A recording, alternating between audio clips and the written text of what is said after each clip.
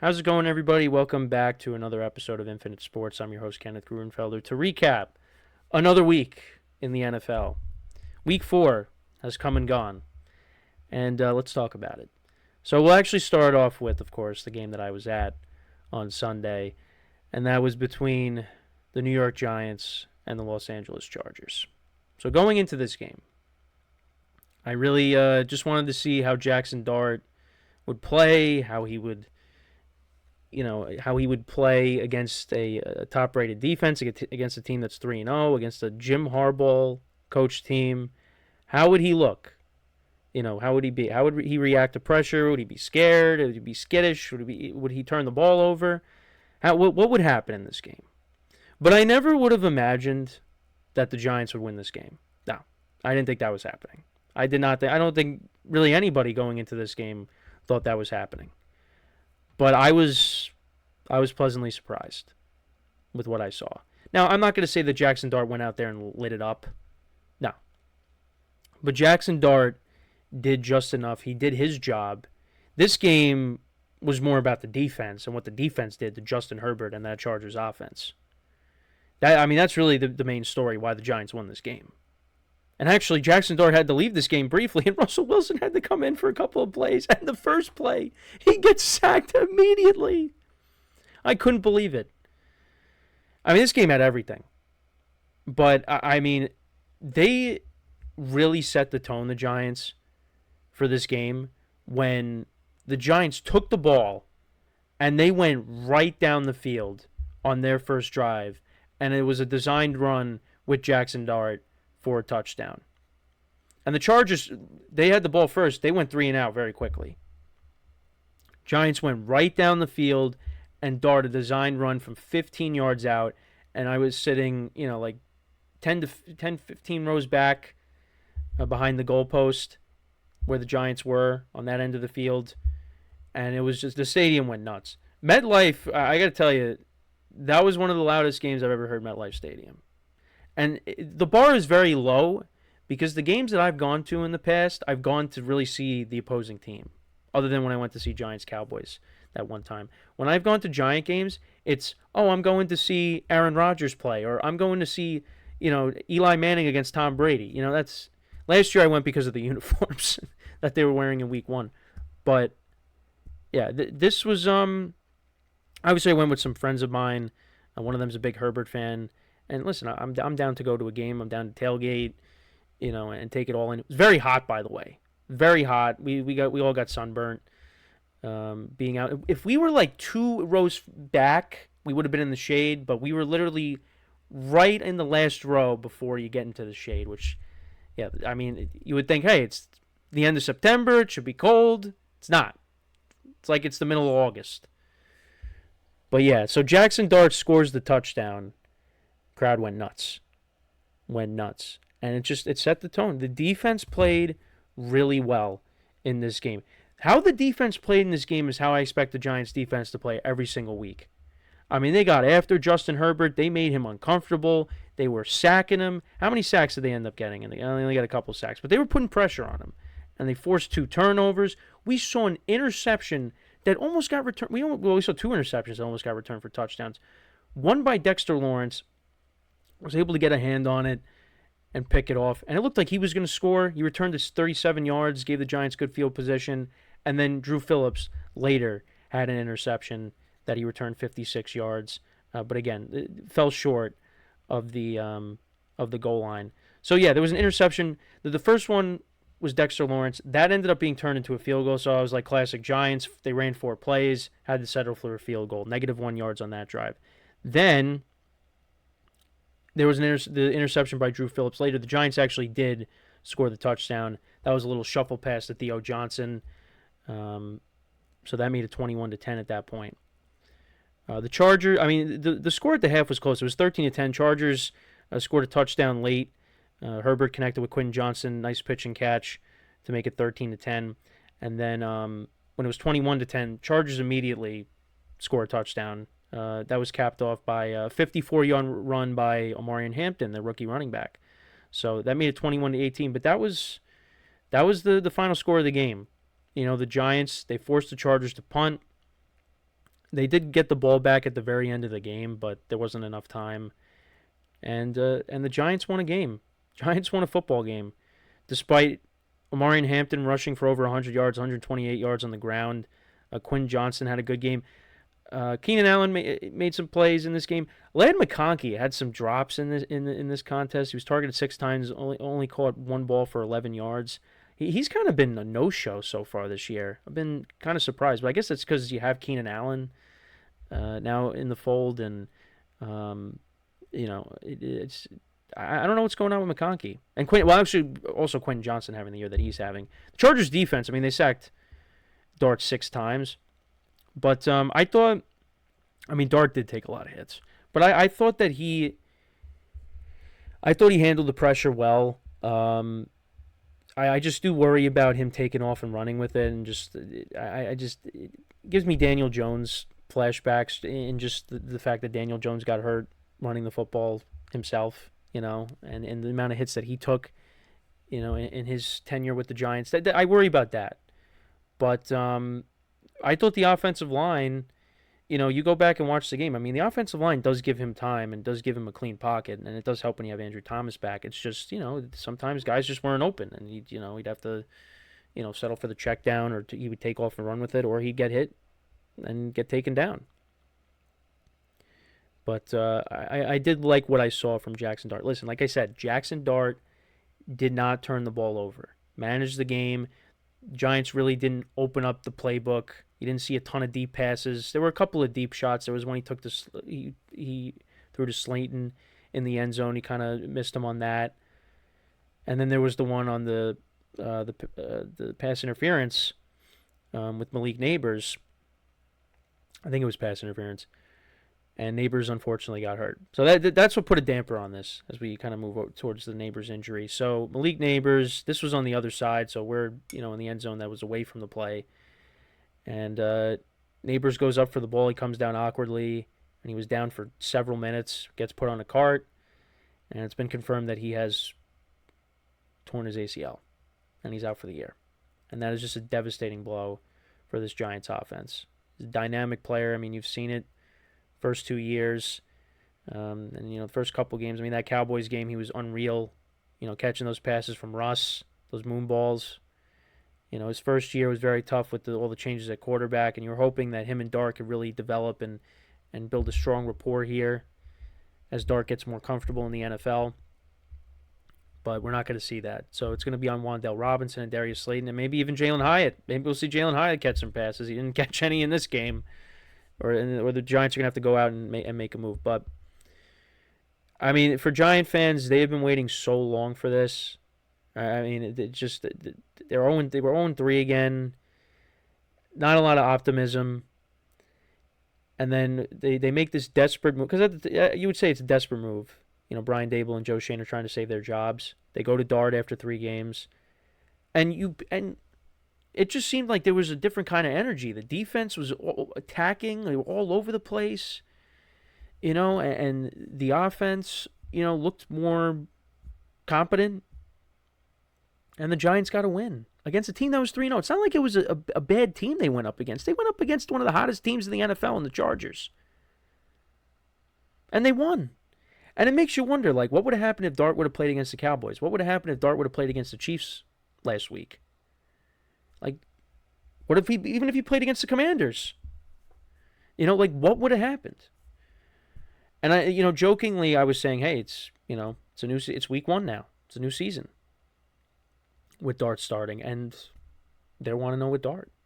And now, next Sunday, you play the Saints. So you could be potentially looking at 2-3 going into Thursday night against the Eagles. Maybe. I think it's going to be a tough game, though, because you know what, the Saints, I know they looked really bad against Seattle, but they were pretty competitive against the Bills this past week. And, they were in the 2 previous games against the Cardinals and the 49ers. So it's not going to be an easy game. But if the Giants defense could play like this, and Dart continues to get used to this, pace in the NFL, and, builds rapport with his receivers, and you got Cam Scatterbo running the football, and he looks like he's going to be a star. I mean, the Giants, they got good players on this team. That draft class that they put together has a potential to be very good with Abdul Carter, with Scatterboon, now with Dart. And on top of some of the other guys, like I said, Drew Phillips, interception. You know, Tyrone Tracy when he comes back. Wan'Dale Robinson. Like, all these guys from, the current, this past draft and previous drafts with Joe Shane, I mean, they can do something here. But I think that what Giant fans want, they just want this team to be competitive, all right? Because, that first game against the Commanders was a joke. And the same thing with the Chiefs. They just weren't competitive. Well, the offense really wasn't competitive. Cowboys, I mean, at least, he put up 37 points. He ended up losing because a kicker makes a 64-yard field goal. This was a massive step forward for this team. Like, when you look on the other side with the Jets, they continue to lose and they continue to look the same old Jets. But the Giants, like, they beat a very good team. They won a game they weren't supposed to win, and they won it with the young quarterback that they drafted in the first round, making his first career start. And the Giants hadn't beaten the Chargers since 1998. I didn't even realize that. That's crazy. But yeah, Giants, they get a win. I didn't expect it. I did not expect it. I was very surprised. Antro Roll actually was hyping the crowd up before the game, and I actually had the pleasure of meeting Antro Roll at a sports authority. So that kind of pulled at the heartstrings a little bit. And then Ahmad Bradshaw was there as well at one point for some kind of contest. I really wasn't paying attention. But yeah, he was out there. And actually, when we went down close to the field, I mean, first of all, I mean, when you see, we saw like the defensive lineman, we saw right there, Dexter Lawrence, Darius Alexander, those guys. I mean, they are big dudes. They make you look like you're an ant. It's unbelievable. And then just to see Dexter, I really wish Dexter Lawrence would have returned that. That would have been insane. But yeah, and then, we saw Bob Papa and Carl Banks by the tunnel, so that was pretty cool. Also, and they got to call a good game. And this pass rush, like I said, they only had 2 sacks, but they pressured Justin Herbert. Brian Burns had a big sack late in this game. They made life tough on Justin Herbert, but it didn't help because, already they went into the year without Rashawn Slater. But Joe Alt also got hurt too. So, I mean, that's, those are 2 gigantic losses for the Chargers. So now all of a sudden you look at this division, 1 loss and 1 win for the Chiefs, and now the Chargers and the Chiefs are separated by 1 game. Like how crazy that flipped. So yeah, Giants got the win, man. I mean, what a game, and let's see if they continue to build off of it. But as for the Jets, to bring them up, and obviously it was tough for me to watch football this weekend because being at the game, I have a general idea of what happened in each game. But I did watch both Monday night games last night. I did a little split screen action. The Jets, look, they continue to make the same mistakes over and over and over again, and you continue to get the same responses from the coach over and over and over again, like previous regimes. We got to look at the tape. We got to do better. We got to clean things up. All that spiel. Here's the thing. If the Jets weren't the Jets, if this was like a team, if this was another team, another bad team that was going through it, and like they haven't been as bad for as long as the Jets, and they're losing these type of games, they're like, yeah, well, at least they're competitive. The Jets don't want to hear that. Jet fans don't want to hear that. Jet fans don't want to hear, yeah, we got things to clean up. But the more you keep saying that, the less people are going to believe you. Because the Jets yesterday committed 13 penalties, and you know how the amount of yards?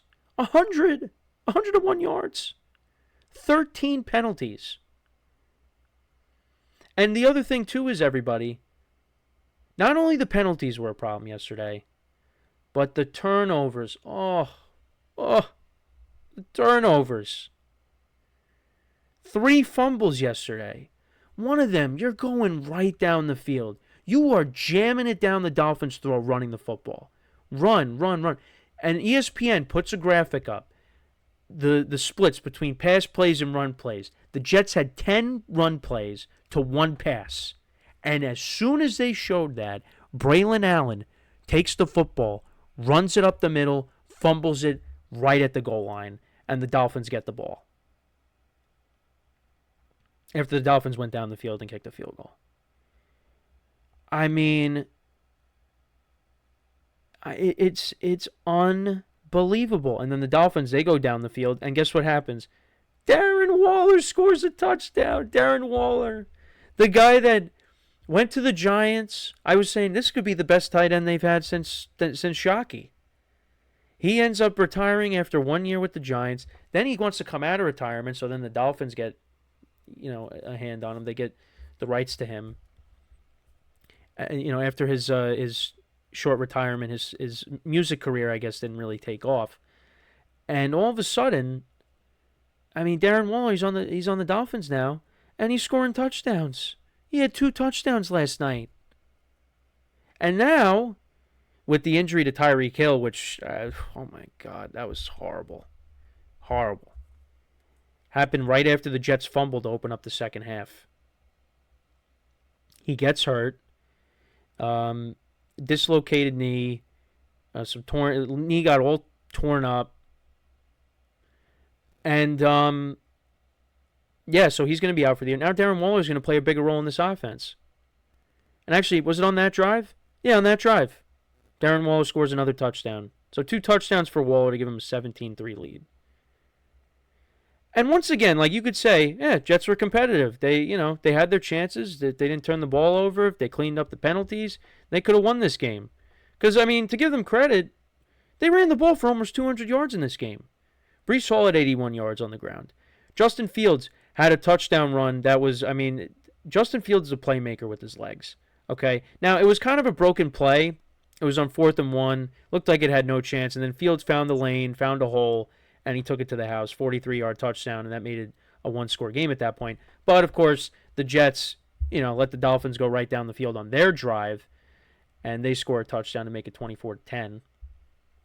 But, yeah, they ran the football effectively, but it just, it didn't matter.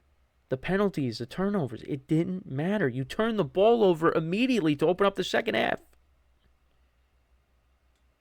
And the game's over. And the other thing, too, is, first of all, one thing I have to say, and if you're watching this, tell me if I'm crazy. Does Breece Hall look slower to anybody? I don't know. I just feel like when he was running the football last night, I feel like he had, like, there was some restriction with something's like restraining him from really busting it through, from really taking off. Like, I don't know. That might just be me. I don't know. If I'm off base with that, let me know. Because that's just an observation I had from a couple of his runs. But you look at outside of Garrett Wilson, who had another touchdown last night. He's the lone bright spot on this offense. There's nobody. Where are the elite playmakers on this offense besides Garrett Wilson? And, the running game was effective last night. But they have no other. Who are the other receivers? You got Allen Lazard there. I'm surprised he's still on the team. I am. I thought once Rodgers was gone, he was gone. And the Steelers might need another receiver because Calvin Austin's hurt. You might be seeing Allen Lazard in Pittsburgh when I go there in Week 8 when they take on the Packers. You might see Allen Lazard there. But, where is the other receivers? They have, like, no depth behind Garrett Wilson. So what happens if Garrett Wilson gets hurt? Then who is Fields throwing to? We saw Mason Taylor making plays last night. Tight end. They drafted. It's just this offense is very lackluster. And the other thing too is I thought we were going to see this at one point, the way Fields was playing. Like, Tyrod Taylor, that pick six was really bad in the Tampa game. Tyrod Taylor, I feel like you put him in, he might be the better option than Fields.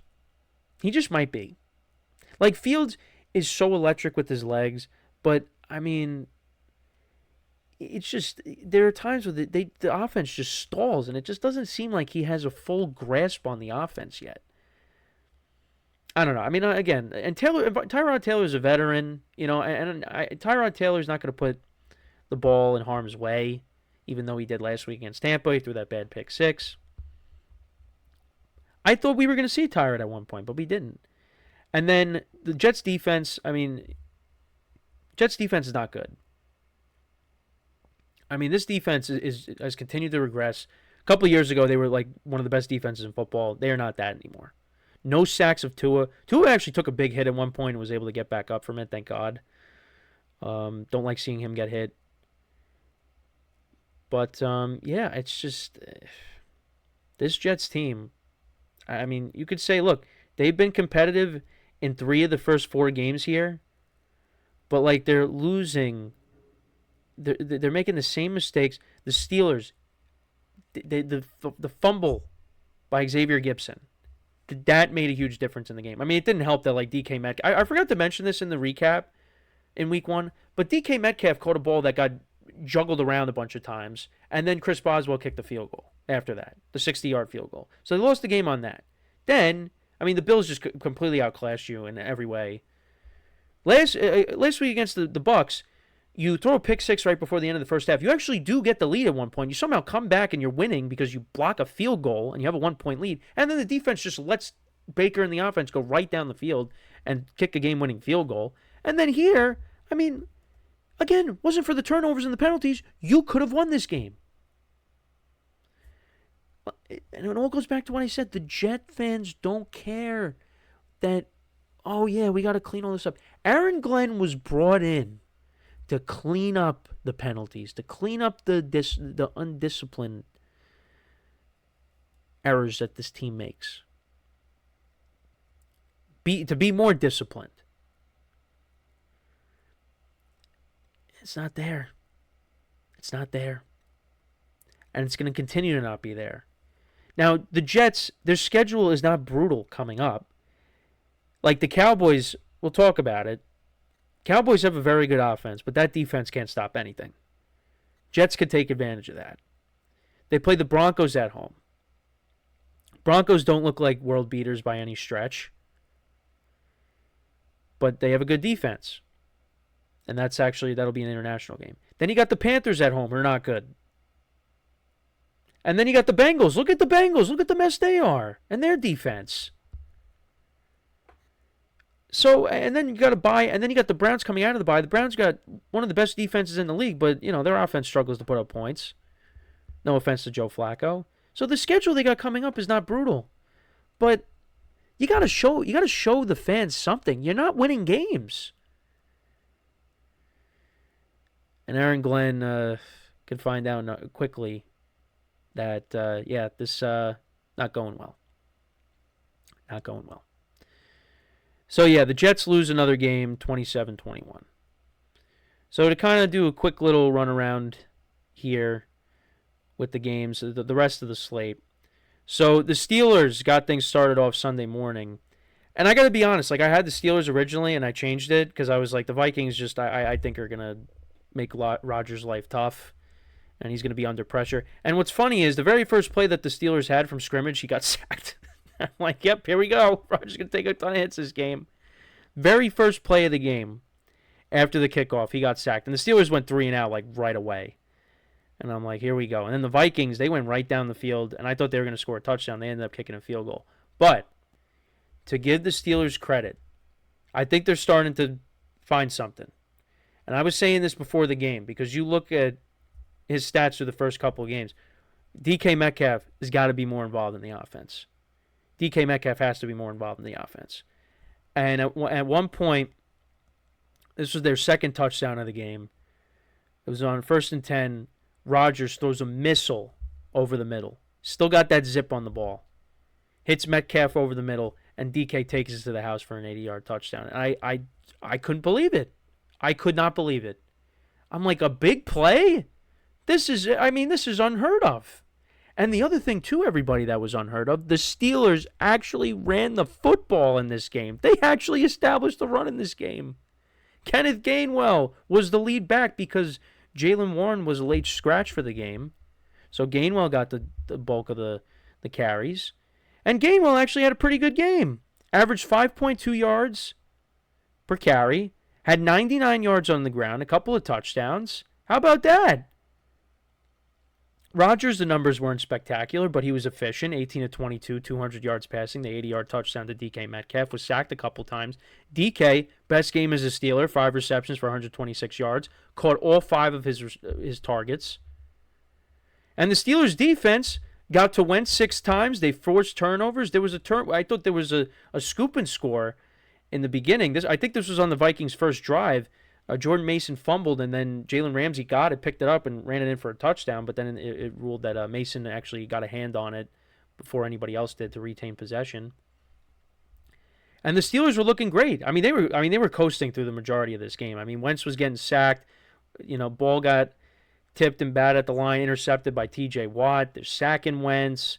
I mean, they made Wentz's life difficult for most of that game. Now, Wentz still ended up throwing for 350 yards, but Steelers got the win.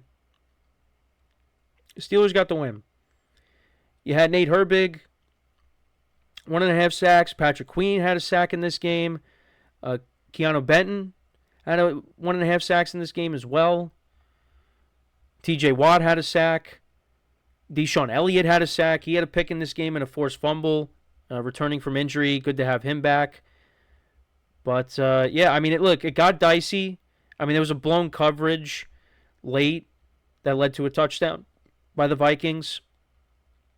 That made it, that was an 81-yard catch by Jordan Addison, and that set up a Jalen Naylor touchdown on 4th and goal. That made it 24-21.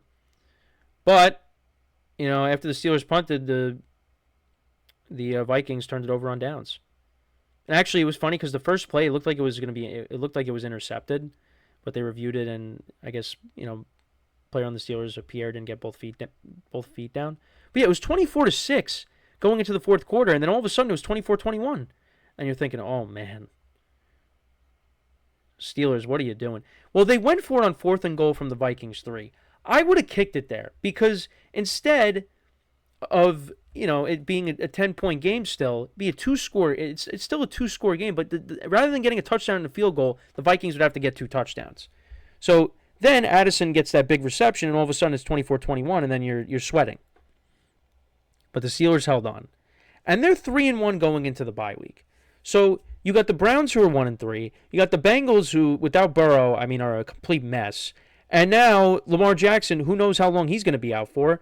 And the Steelers are going into the bye at 3-1, and they're saying, hey, look at us. We're in first place. Who would have saw that? Now, I did have the Steelers making the playoffs. That looks good so far. I don't like that they have an early bye, though, because they have an older team. I feel like they could have benefited. I mean, I guess Calvin Austin had left this game, and Jalen Ramsey left this game. Calvin Austin they're going to be out for multiple weeks. Calvin Austin, shoulder injury, had to be taken to a hospital. That's not good. Yeah, it's I guess the bye week has come at a good time for those injuries, and also there's other guys that are injured that are looking to get back. But for this older team, like with Rodgers and Cam Hayward, those guys, you want those guys to be rested, and I feel like if they had a bye week more towards the halfway point, that would have been better for them. But they kind of got the short end of the stick there, with it being week 5. But when they come out of the bye, they got the Browns at home. Very good defense, so you can't take them lightly. Divisional game. But, the way the offense has been and Flacco's kind of struggled, I mean, there's going to be a QB change coming for the Browns. I like the Steelers' chances. The Bengals are a complete mess.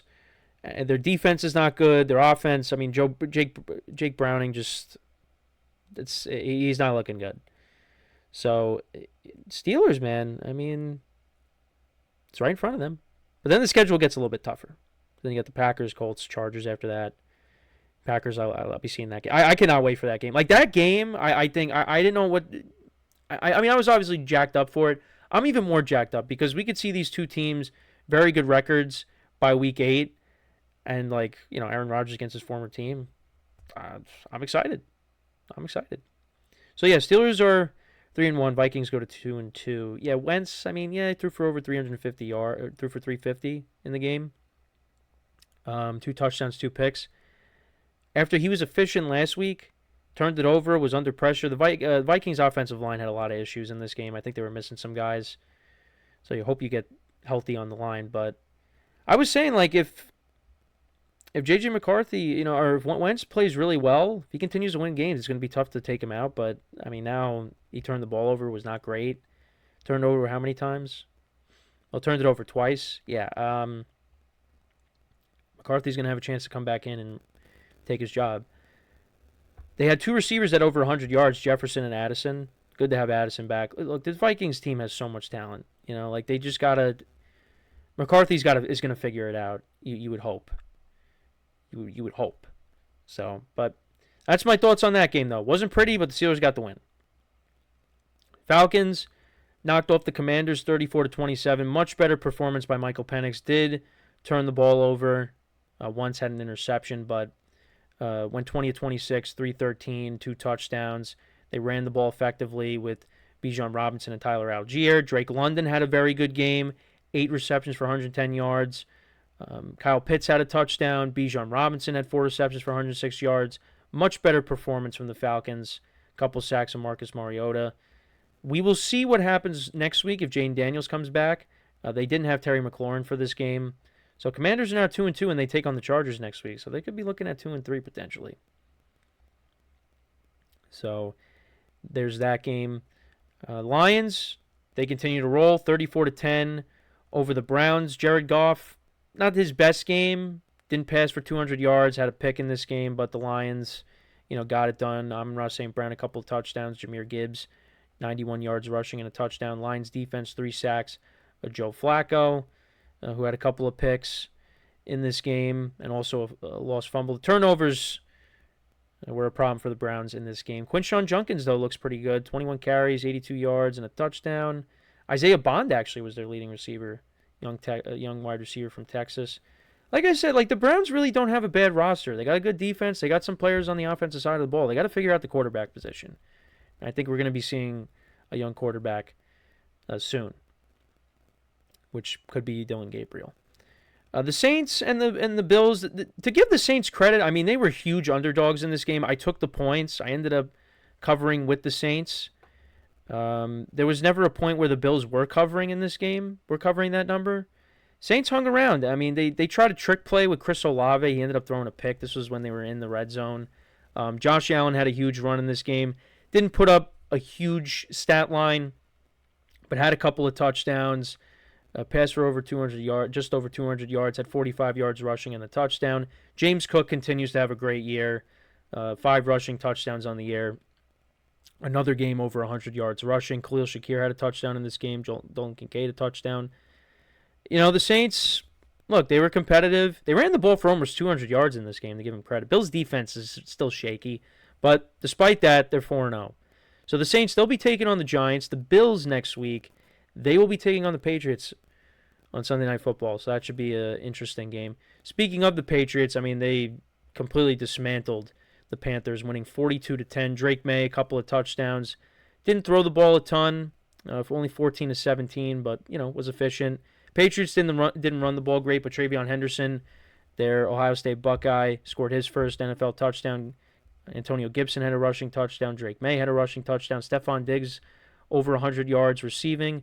Patriots defense only sacked Bryce Young once in this game.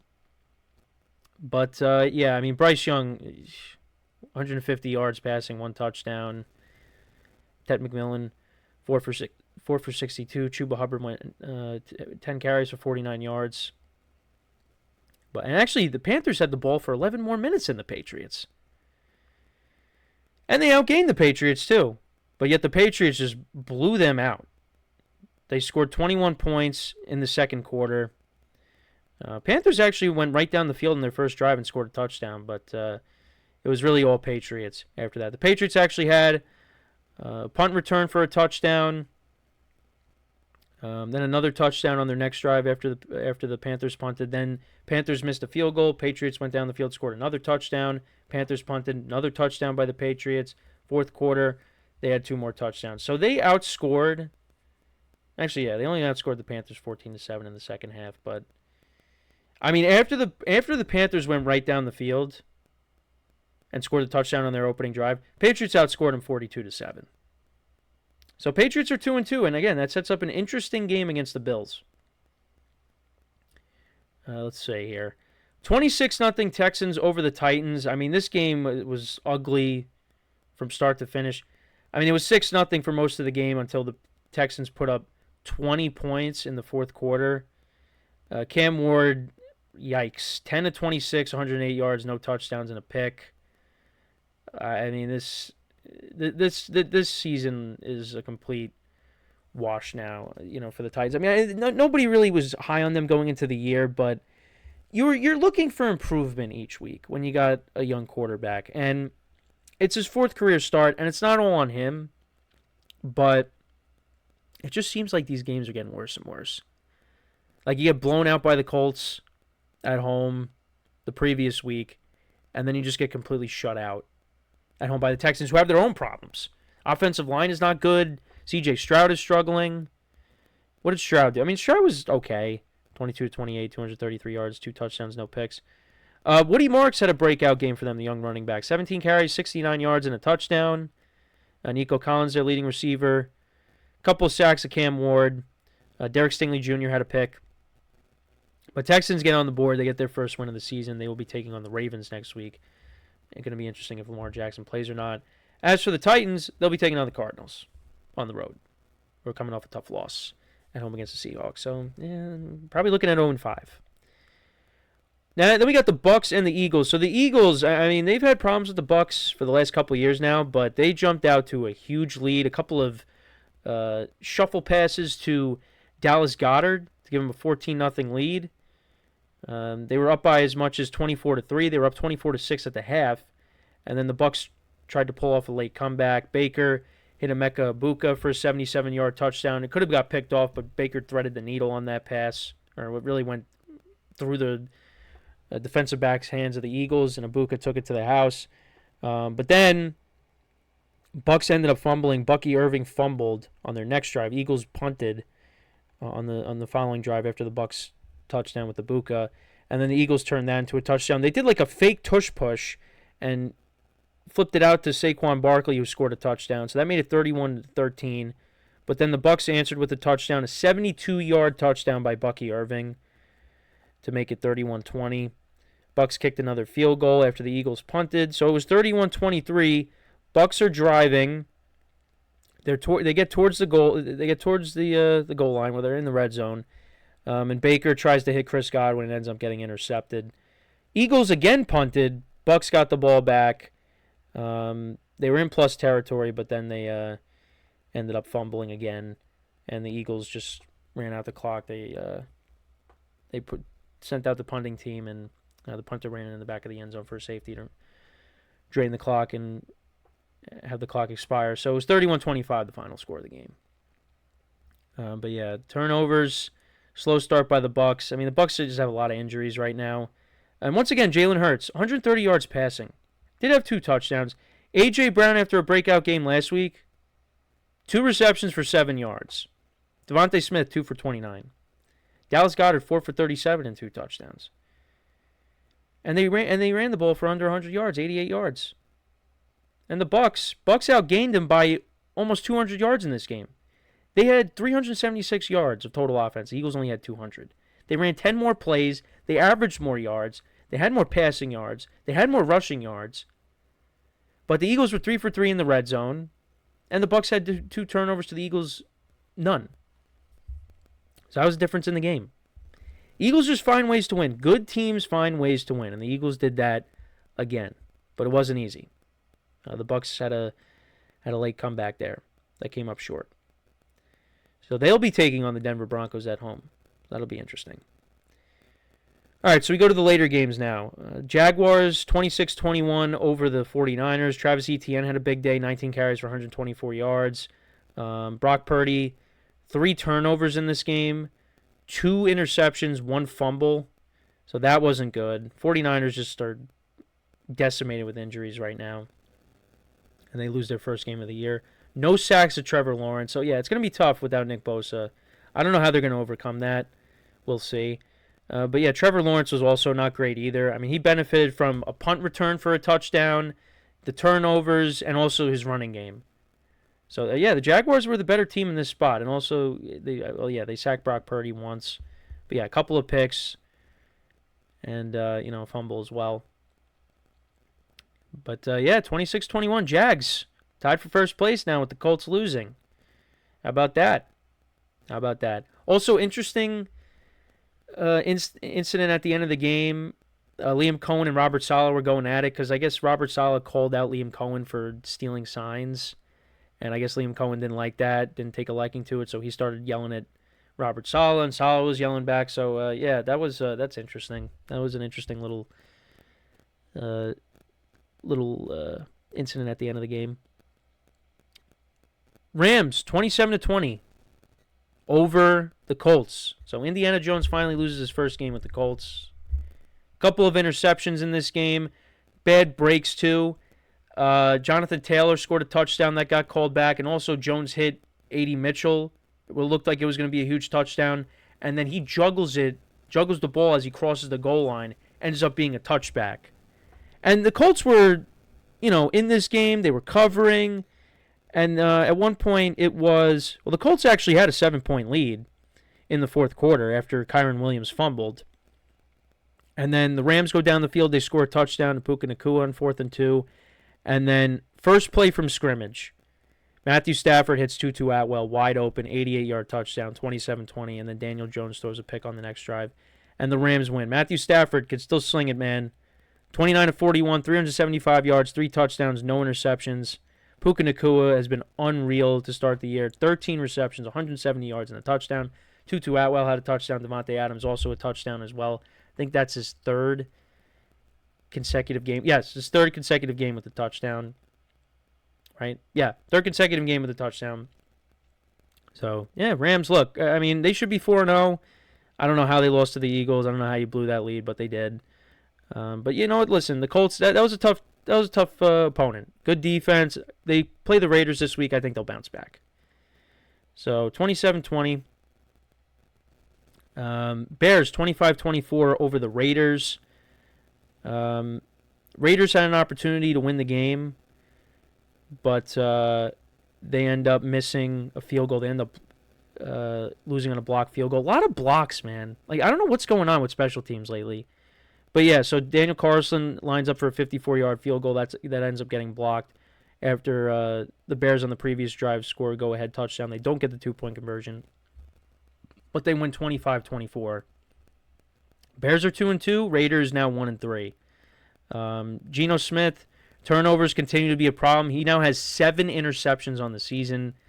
Yeah, not good. Hey, Ashton Genty, breakout game. 21 carries, 138 yards, and a touchdown. But, yeah, was not enough. Bears get the win. And even their record. And they'll be taking on the Commanders on Monday. So that is a rematch of the Hail Mary loss from last year. So that'll be interesting. That's in Washington. And I know that's going to be a topic of conversation. All right. So then, Chiefs and Ravens. Chiefs win 37-20 to send the Ravens to 1-3. Patrick Mahomes, 270 yards passing, 4 touchdowns, no interceptions.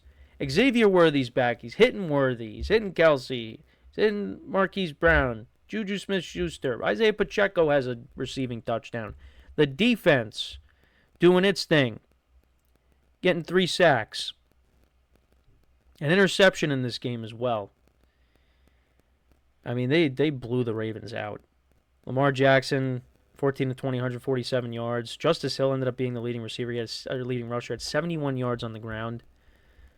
Or 76 yards on the ground. He had a 71-yard touchdown. That's why he was the leading rusher. Zay Flowers, 7 for 74. Lamar had to leave this game with a hamstring injury. That is a big deal. Ravens defense, I mean, it's bad. It's bad. Almost 400 yards total offense from the Chiefs in this game. But also, Patrick Mahomes owns Lamar Jackson and the Ravens. I mean, that's been this way since they've both been in the league. I mean, Lamar only won because Clyde Edwards-Helaire fumbled in Baltimore 4 years ago. I mean, that really is why they won. And then they went for it on 4th down, and Lamar picked it up. I just didn't see the Chiefs losing. You know, it just you never see the Chiefs start off 0-2, right? And I'm like, they're not going to lose their first 2 home games. That just doesn't happen. And Patrick Mahomes always beats Lamar. And that's what happened here. But the Ravens got some problems. I mean, with the defense, and now Lamar is hurt. I mean, this season, it's unraveling. It really is. And they take on the Texans at home. I mean, the Texans, I mean, that's still a winnable game, but you got to have Lamar playing in that game. Otherwise, it's really a level playing field if Cooper Rush has to play. And then you got the Rams the following week. Now, I did see that it's not season-ending, the hamstring injury, but Lamar could miss a couple games. So, yeah, the Chiefs, though. See, you got Xavier Worthy back, going to be getting Rashee Rice back soon. All of a sudden, it's like, hey, look at the Chiefs. Welcome back. And now, like I said, they're one game back in the division. So after, the first couple weeks, it's like, oh, man, the Chargers, they're burying the Chiefs right now. This is over. Well, not so fast, everybody. The Chiefs still got a pulse. Still got a pulse. More than just a pulse. They are alive and kicking. But, yeah, good game for them. And then we go to the Sunday night game. I mean, this was a crazy game. Cowboys-Packers. Micah Parsons makes his return to Dallas. Was hearing the boos. Green Bay jumped out to a 13-0 lead. And you're thinking, yep, this is the blowout we imagined. Then the Cowboys blocked the extra point, returned it for 2, and then the game completely flipped over. Cowboys then scored 16 unanswered, including the blocked extra point that got returned for 2. So they get a touchdown, and that was Dak Prescott scoring a 2-yard touchdown. But then Jordan Love gets sacked, loses the ball. Cowboys recover. Dak hits George Pickens. So it's 16-13 at the half. Cowboys are winning. And then it was back and forth the rest of the way. This is unbelievable. On the next 6 drives, after the Cowboys punt to start the second half, they were all touchdowns. Touchdown Green Bay. Josh Jacobs. Touchdown Cowboys. That was Ferguson. Touchdown Packers. Josh Jacobs again. Touchdown Cowboys. Was that Pickens? No, that was Javonte Williams. Touchdown again, Packers, Romeo Doubs, and then Pickens at the end of the game for 28 yards. And then the Packers go down the field, kick a field goal to tie it, and send it in overtime. 37-37 all. Or 37 all. I don't know why I said 37 twice. 37 all. Cowboys get the ball first. They get into field goal range. And actually, Micah Parsons, the Packers defense couldn't put pressure on Dak all day. Secondary got picked apart. Micah Parsons makes a game-saving play. He sacks Dak, technically sacks Dak, as Dak is trying to go to the end zone. So then it's 3rd and goal and then incomplete. So they settle for a 22-yard field goal. And then the Packers, this was really, really bad clock management at the end of the game. So they convert on a 4th and 6 to Matthew Golden over the middle. They get down to the Cowboys' 16-yard line. Actually, no, 15-yard line. First, pass to Emmanuel Wilson's incomplete. Then incomplete to Matthew Golden. Like, they let the clock wind all the way down, and they were fortunate that there was 1 second left on the clock. Otherwise, they lose the game. So then McManus lines up to kick the field goal. He kicks it. And unfortunately, everybody, we did get a tie. We got a tie. In this game, I mean, there was almost 1,000 yards of total offense in this game. I mean, it's unbelievable. There was, if I do my math right, there was 925 yards of total offense in this game. Like, each team averaged over 6 yards per play. Dak had a big game. Jordan Love had a big game. 31 of 43, 337 yards, 3 touchdowns, no picks. Dak, 31 of 40, 319 yards, 3 touchdowns, no picks. Now, Jordan Love did turn the ball over once. But other than that, this was just up and down. The defenses just could not stop anything. I mean, Dallas's defense is bad. Green Bay, I mean, we were all praising Green Bay the first couple weeks, me included. What they did to the Lions, what they did to the Commanders, and then you put on a performance like that, and the only sack you got was Dak trying to take off and run with it to the end zone. It wasn't like, a traditional sack. And the Cowboys defense only got 1 sack. But you know what? It kind of does show you, though, like, if Green Bay doesn't put pressure on your quarterback, that secondary is a problem. It's a problem. Like, who's the shutdown corner that they got on that side of the ball? Like, I know they got Xavier McKinney back there, but who's the shutdown corner? I don't think they have that. No pressure until over. No sack until less than 5 minutes left in overtime for the Packers. After what they did the first 3 weeks, not good. That was not good. I mean, look, Jordan Love played well, but listen, every quarterback that goes up against the Cowboys is going to have a field day. Just like Justin Fields should have a field day next week against the Cowboys. But Dak was making some really good throws. I mean, that one throw that he hit, who was it? Was it, who was it? Was it, it was either Tolbert or no, it was Tolbert. Yeah, it was Jalen Tolbert. I mean, he's under pressure. He just chucks it downfield, and Tolbert makes a nice play, stays in bounds. This was in overtime. I mean, what a play that was by him. Listen, I've been very critical of Dak Prescott. I've said that constantly, but I just feel like he is a better quarterback than he was when he first got in the league. Now that the team it's not Zeke, because it was Zeke's team, and Dak was benefiting from that. Now it became Dak Prescott's team, and Dak Prescott is a good quarterback. He is, and I think he's improved quarterback. I don't think he's in the elite of the elite. I don't, but I do think that he's a solid quarterback. He puts up big numbers almost every year. It's just you call it empty calories, and he gets to the playoffs, he doesn't do anything. But when he has games like these and he's making throws like he did to Jalen Tolbert, you do have to praise that. You have to give credit where credit is due. And George Pickens had a big game without CeeDee Lamb, 8 receptions, 134 yards, and 2 touchdowns. Quick fact on George Pickens: I traded for him in one of my dynasty leagues, and I sent the chat, our group chat, in a massive uproar that continues. Listen, I don't want to explain the details. We don't really have time for that. But I traded for George Pickens. I said, you know what? Let's do it. He's 24. Okay? And yeah, CeeDee Lamb's going to come back and, he's going to take away some of the targets. But you know what? Taking my chances. All right? So Pickens, Pickens had a big game. He's looked very good. I mean, he's only going to get better in this. This is a very good offense to be in. I mean, once you get CeeDee Lamb back, the Cowboys have a good offense. Javonte Williams is running the football well. I like their offense. And I was surprised how well the offensive line played because the protection was good because they were missing guys, and you're going up against the Packers defense that's been looking really good. Dak had all the time in the world back there. He was getting it out quick, too.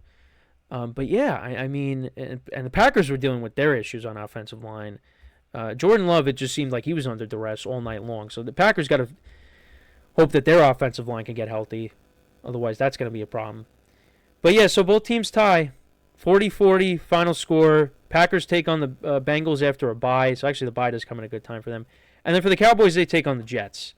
So, I mean, that's a winnable game for them. I think Dak will have a very good game unless the defense gets after Dak, it's possible. But the Cowboys' defense is going to have problems stopping anybody. So, you know what, the Jets, like they did to the Dolphins last night, you could see that against the Cowboys where they just run the heck out of the football, and Garrett Wilson is open constantly. We'll see, though. So there's that game. I think I went over every game except for the Broncos Bengals. Yeah. Not really much to take away from this game. 28-3 the final score was. I mean, the Bengals actually, on their first drive, they went right down the field, but they kicked the field goal. And then after that, Broncos scored 28 unanswered points, but I wasn't really impressed by it.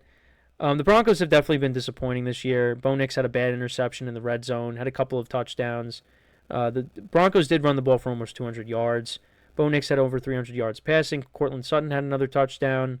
3 sacks of Jake Browning. But yeah, they haven't really been that impressive so far. And the Bengals, this year is just, T. Higgins was their leading receiver, 3 receptions for 32 yards. Jamar Chase only had 5 for 23. Yeah, this season is quickly spiraling out of control. Spiraling. You got the Lions next. You got the Packers in Lambeau. You got the Steelers. Those are your next 3 games. You could be looking at 2-5. Then you got the Jets at home. That could be an ugly game. Then you got the Bears. Again, could be an ugly game. You could win those, but I don't know. And then you got the bye. Then you got the Steelers, Patriots, Ravens, Bills, Ravens again.